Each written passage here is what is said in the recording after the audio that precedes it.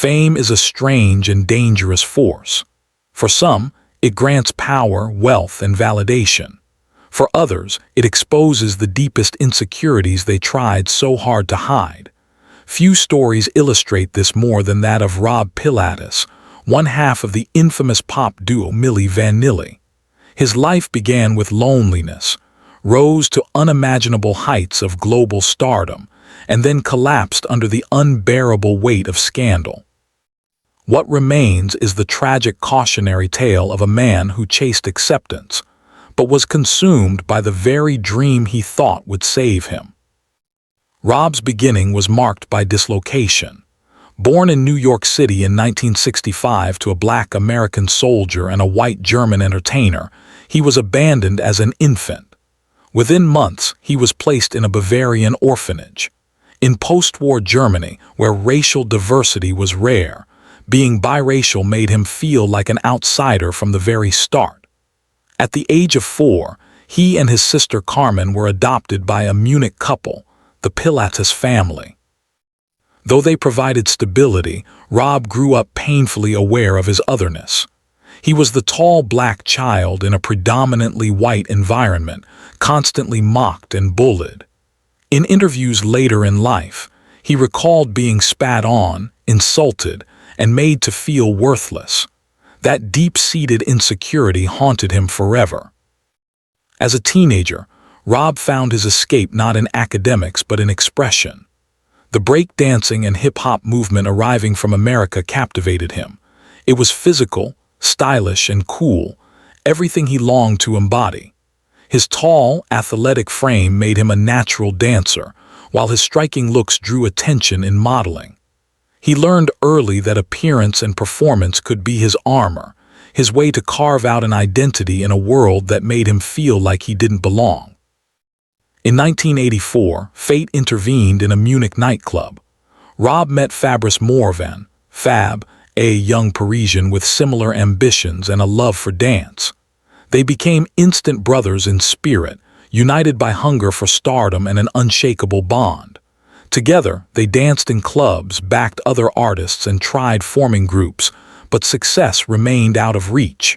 Broke and desperate, they often shared a single sandwich. Yet they clung to their dream. They were convinced their looks and charisma would eventually carry them into the spotlight. Their break came in 1988 when legendary German producer Frank Farian noticed them. Farian was already a music powerhouse in Europe. Having engineered global success with Boney M, he had a new batch of polished pop and R&B tracks, but needed the right faces for MTV's visual generation. The original singers, talented American session vocalists, were middle-aged and lacked the marketable image he wanted. When Farian saw Rob and Fab, young, beautiful, and magnetic, he believed he had struck gold. He offered them a devil's bargain. They would be the performers, the glamorous faces of the songs, but they would not sing. At first, both hesitated. Rob especially dreamed of being recognized as a true artist, not a puppet. But the promise of money, fame, and escape from poverty was irresistible. They told themselves it was temporary, just one album. Then they would earn the right to sing for real. Trusting Farian's promise, they signed. The rise was meteoric. Their first single, Girl You Know It's True, exploded across Europe and then America. Arista Records, led by Clive Davis, signed them and pushed them to global superstardom. Their debut album became a juggernaut, producing 5 top 5 singles, including 3 #1 hits: Baby Don't Forget My Number, Blame It on the Rain, and the title track. Rob and Fab were everywhere, on MTV, on magazine covers, mobbed by screaming fans. They sold over 30 million singles, 10 million albums, and even won the Grammy Award for Best New Artist. For Rob, it must have felt like the ultimate vindication. The boy once mocked and spat on was now adored by millions.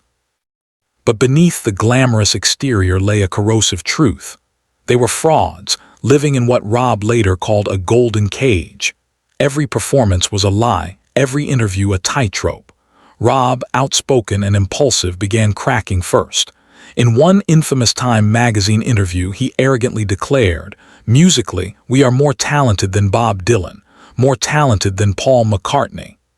The world laughed at the hubris, but behind it was a desperate plea for legitimacy.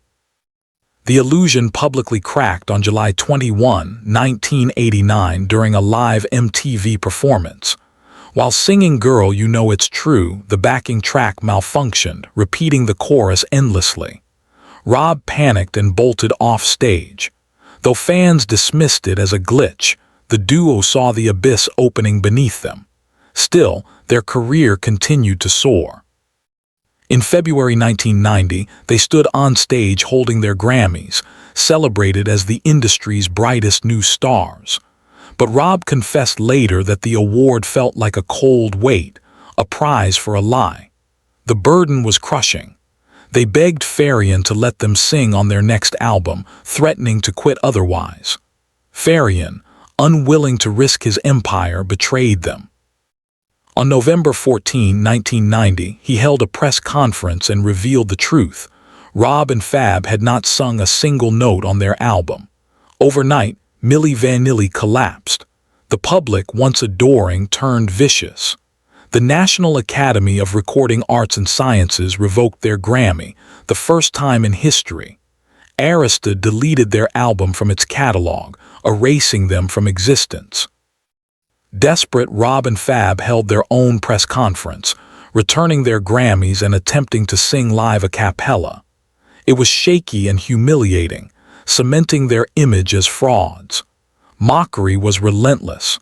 On talk shows, in newspapers, even in everyday conversation, Milli Vanilli became synonymous with fakery. The aftermath was brutal. Fab slowly rebuilt his life, becoming a DJ and session musician. Rob, however, unraveled. His superstar identity destroyed, he spiraled into addiction and crime. He was arrested multiple times in Los Angeles for theft, vandalism, and assault. He even attempted suicide while in jail. "I'm the biggest joke in the music industry," he admitted bitterly. There was one last glimmer of hope. Farian funded Rob's rehabilitation and planned a comeback album titled Back in an Attack, this time with Rob and Fab actually singing. For a moment, redemption seemed possible, but Rob's demons were too strong. On April 2, 1998, just before the project could launch, he was found dead in a Frankfurt hotel room at age 32. The cause was an overdose of alcohol and prescription pills. Officially deemed accidental, many saw it as the tragic conclusion of a man broken by fame, scandal, and shame.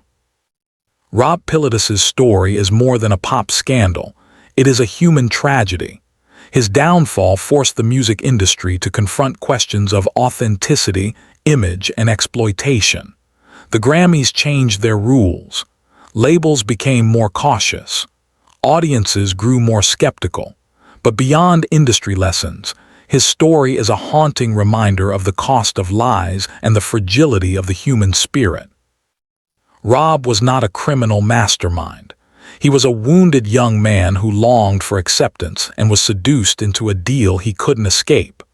Fame gave him everything he thought he wanted, only to destroy him when the illusion shattered. Fab later said, "We were two kids hungry for success. When you're hungry, you do things you normally wouldn't." For Fab, the pain of losing Rob never faded. He remembers him as a brother lost to a system that built him up only to tear him down. The tragedy is that Rob never got the chance to redefine himself outside the shadow of Milli Vanilli. He remained trapped in its ghost until his final breath. In today's age of social media, where millions carefully curate online personas, Rob's story resonates more than ever. It warns of the danger of living for validation, of confusing image with identity. His life reminds us that behind every polished picture or flawless performance may be someone silently crumbling. Rob Pilatus's final days were lonely, tragic, and filled with regret. Yet his story endures, not only as a scandal, but as a mirror reflecting the dangers of chasing fame at the expense of truth.